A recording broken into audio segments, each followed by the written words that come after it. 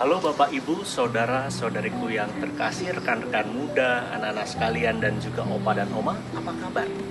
Kiranya berkat, kesehatan, dan kesejahteraan dari Tuhan senantiasa bersama dengan Anda sekalian. Hari ini adalah hari Minggu Paskah dalam pekan yang ketujuh, sekaligus juga hari Minggu Komunikasi Sosial Sedunia. Injil pada hari Minggu ini berbicara tentang Tuhan Yesus yang mengadakan pertemuan dengan para murid setelah mengadakan perjamuan terakhir. Konteks atau latar belakang bacaan Injil pada hari Minggu ini adalah saat-saat terakhir Tuhan Yesus berada bersama dengan para murid. Maka bacaan Injil yang kita dengarkan pada hari ini sebetulnya adalah doa Tuhan Yesus yang sangat panjang.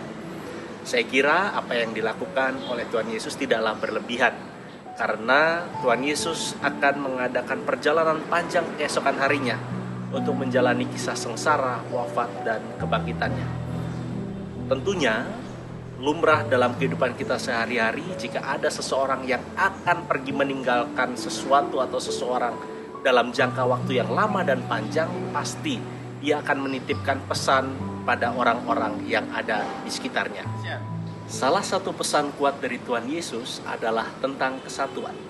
Tuhan Yesus berkata kepada Bapanya agar para murid tetap bersatu sama seperti dirinya dan Allah Bapa. Kesatuan hati dan pikiran antara Bapa dan Tuhan Yesus mau menegaskan visi tentang ketidakterpisahan. Dengan kata lain, meski mereka akan berpisah secara ruang dan waktu, secara fisik tidak lagi bersama, tetapi hati mereka tetap satu.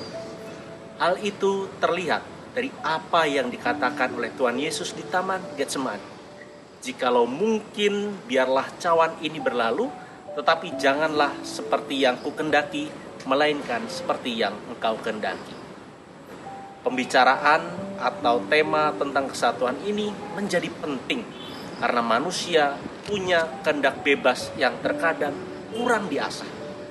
Bukan untuk semakin mendekatkan diri kepada kehendak Bapa, tetapi kadang justru menjauhi kehendak Bapa itu sendiri. Tanpa disadari, bisa saja mengedepankan apa yang menjadi kehendakku saja dan barangkali tidak memberi porsi ruang bagi orang lain atau bagi Tuhan. Hal ini menjadi relevan untuk direnungkan karena bersamaan dengan itu pula Bapak Suci Paus Fransiskus dalam Minggu Komunikasi Sosial Sedunia berpesan agar menjadikan hidup yang kita jalani ini menjadi cerita, yakni sebuah usaha untuk menjahit kembali yang putus dan terbelah. Dan pesan Paus Fransiskus ini menyiratkan kepada kita bahwa selalu ada celah dalam diri kita untuk mengalami keterpisahan, mengalami keterbelahan, mengalami ketidaksatuan, baik dengan Tuhan, dengan orang lain, dengan alam, dan juga dengan diri kita sendiri. Maka agar potensi keterpisahan, keterbelahan, dan ketidaksatuan itu tidak kian lebar, kita perlu memberi porsi ruang untuk pihak lain menyatakan dirinya secara utuh dan terbuka, untuk kemudian menjalin komunikasi dan relasi yang tulus serta jujur. Kiranya pesan kuat ini dapat menjadi inspirasi dalam situasi kita yang serba terbatas ini. Kita barangkali sulit untuk bertemu dan berkumpul, namun bukan berarti kesatuan iman kita kepada Tuhan Yesus lantas absen juga.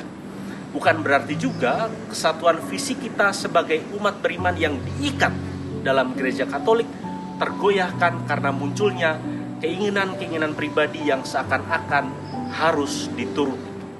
Sebaliknya, justru dalam situasi demikian, kesatuan iman kita sebagai umat beriman tengah ditantang untuk mengatasi dimensi ruang dan waktu. Berjarak atau berpisah untuk sementara bukan berarti tidak mengalami kesatuan.